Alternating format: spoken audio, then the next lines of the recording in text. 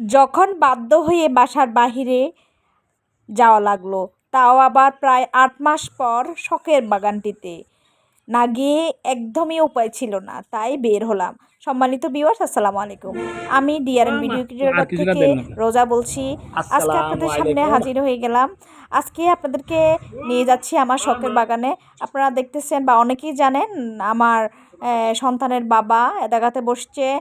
আমি আসলে নিরুপায় হয়ে, একটা বাগান আছে, বাগানে সবজি টবজি অনেকগুলা নষ্ট হয়ে যাচ্ছে। বাচ্চাটাকে, যেহেতু বাচ্চাগুলোকে কেউ দেখার নাই এখানে, তাই বাচ্চার বাবার কাছে বাচ্চাগুলোকে ক্যারি করে দিয়ে আমি বাগানে চলে আসলাম। চলুন তাহলে এক নজরে পুরো বাগানটা একবার দেখিনি। এই যে দেখতেছেন, মাথার উপরে ঠাডা ভাঙা রোদ, গাছের মধ্যে একবারে পাকা এক টসটসে একটা পেঁপে দেখা যাচ্ছে। চলুন, অনেক ট্রাই পর পেঁপেটা পারা গেল। যাই হোক, তাও অক্ষত অবস্থায় আরও পাকা, আধা পাকা অনেক পেঁপে আছে। মাশাল্লাহ, আল্লাহর রহমতে ইনশাল্লাহ রমজানেই খাওয়া যাবে। এখানে দেখতেছেন বাগানে অনেক ধনিয়া পাতা। আরেকটা ভাঙা গাছ, যেখানে গাছের পেঁপে গাছের কিছু ঢানা গজিয়ে এখানে বেশ কিছু পেঁপে ধরছে। মাশাল্লাহ, পেঁপেগুলা ঢাকা আছে। অনেকগুলো পেঁপে অবশ্যই অনেকে নিয়েই গেছে। এখান থেকে আরও একটা পেঁপে, পাকা পেঁপে পেরে নিলাম।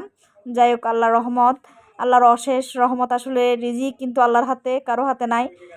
যাই হোক, এখানে দুটা পাকা পেঁপে পেয়ে গেলাম। এখানে এই যে দেখতেছেন বাগানে টমেটো, আসলে প্রচুর গরমে আসলে টমেটোগুলা সব এট আ টাইম পেকে যাচ্ছে। এখানে এই যে দেখতেছেন, এখানে লাউ শাক আছে। এই যে আমাদের একবারে টাটকা কিন্তু মরিচ আছে।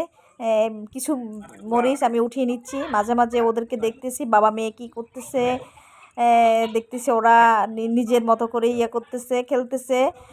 এখন চলে আসলাম আসলে বাগানে। এখানে দেখতেছেন লাল শাক আছে। প্রচুর রোদে আসলে আমি চোখেই কিছু দেখতে পাচ্ছিলাম না, কি আপনাদেরকে দেখাবো। তারপরে একটুখানি দেখায় আমার গাইজদের। এখানে পাশে মসজিদ, পাশে আবার স্টাফদের ব্রাক আছে। এখানে একটা গাছে অবশ্যই একটা টপে লেবু ধরছে দুইটা। মাঝে মাঝে ওদেরকে দেখে ওরা কী করতেছে। আমি এখন এখানে কিছু মরিচ উঠিয়ে নিব, কিছু টমেটো উঠিয়ে নেব।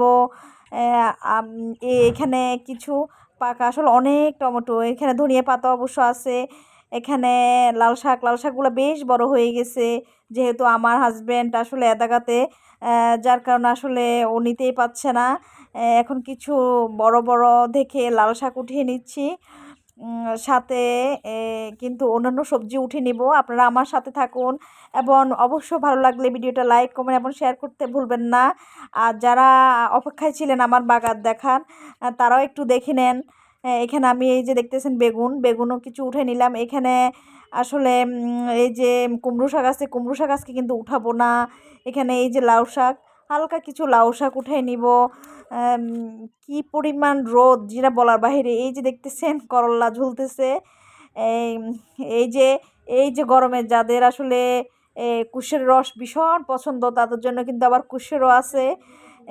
অবশ্যই খেয়ে যাবেন একটু হলেও। যাই হোক, আসলে প্রচণ্ড রোদ। আমি যে আসলে ক্যামেরা করব সেটা অবকাশ আমার নাই আসলে। আমি এখানে কিছু শাক উঠিয়ে নিলাম, কিছু টমেটো উঠিয়ে নিলাম, কাঁচামরিচ উঠিয়ে নিলাম, লাউ শাক উঠিয়ে নিলাম। এখন আসলে রোদে, এত প্রচণ্ড রোদে আসলে থাকা যাচ্ছে না। আমার মেয়েটা আমার একটু ভিডিও করে নিল। ভালো থাকুন, সুস্থ থাকুন, নিরাপদে থাকুন। আসসালামু আলাইকুম।